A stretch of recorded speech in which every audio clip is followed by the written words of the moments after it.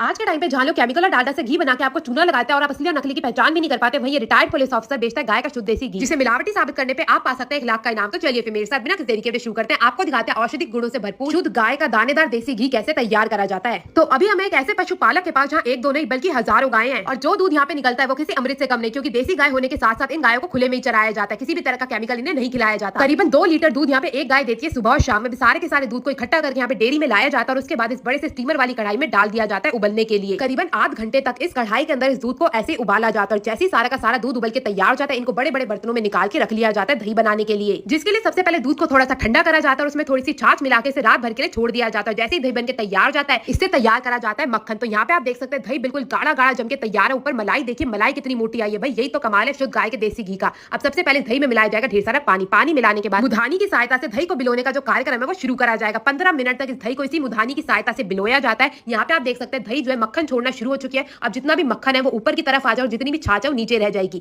तो यहाँ पे जितना भी मक्खन है वो अच्छे से ऊपर अलग हो चुका है। अब इसमें मिलाई जाएगी ढेर सारी बर्फ, ताकि जितना भी बचा कुचा मक्खन है ना वो भी ऊपर आ सके और जितनी भी छाछ है वो नीचे रह सके। तो यहाँ पे जो है दोबारा से अच्छे से बिलोया जाता है और बिलोने के बाद सारा का सारा जो मक्खन है वो ऊपर आ चुका है। अब इस बिलोने को भी अच्छे से झाड़ के अलग कर दिया जाएगा और उसके बाद इस मक्खन के जो है गोले बनाने का कार्यक्रम शुरू करा जाएगा। अब एक एक करके मक्खन को उठा के इसके बड़े बड़े गोले बना के तैयार करे जाएंगे और ये मक्खन ही देखने में इतना ज्यादा स्वादिष्ट लग रहा है कि मेरा तो मन कर रहा है ये मक्खन और पराठे मिल जाए तो क्या ही चाहिए और जिंदगी में। अब इस सारे के सारे मक्खन को बड़े बड़े बर्तनों में निकाल के रख लिया जाएगा और जब से हम इस डेयरी में आए हैं उतनी ही देर में इतना सारा जो मक्खन है वो निकाल के तैयार कर लिया गया। अब बारी आती है इसे घी बनाने की। तो घी बनाने के लिए सबसे पहले इन मक्खन के बड़े बड़े से गोलों को स्टीमर वाली कढ़ाई में डाल दिया जाएगा पकने के लिए। तो यहाँ पे आप देख सकते हैं सारे के सारे मक्खन को एक एक करके सारी कढ़ाइयों में जो डालने का कार्यक्रम है वो शुरू कर दिया गया है। एक एक मक्खन की बड़ी बाल्टी लाई जाएगी और इस कढ़ाई के अंदर पलट दी जाएगी। अब धीरे धीरे करके मशीन को कर दिया गया चालू, ऐसे पकने का जो कार्यक्रम है वो भी शुरू करा जाएगा। अब इसमें आयुर्वेदिक गुणों को और बढ़ाने के लिए इसमें डाले जाते हैं बेलपत्र। ये तो इसको आपने शायद ही कहीं और देखी होगी। बेलपत्र डालने से इसके आयुर्वेदिक गुण जो है वो 1000 गुना बढ़ जाते हैं। यहाँ पे आप देख सकते हैं धीरे धीरे जो मक्खन है वो उबलना शुरू हो चुका है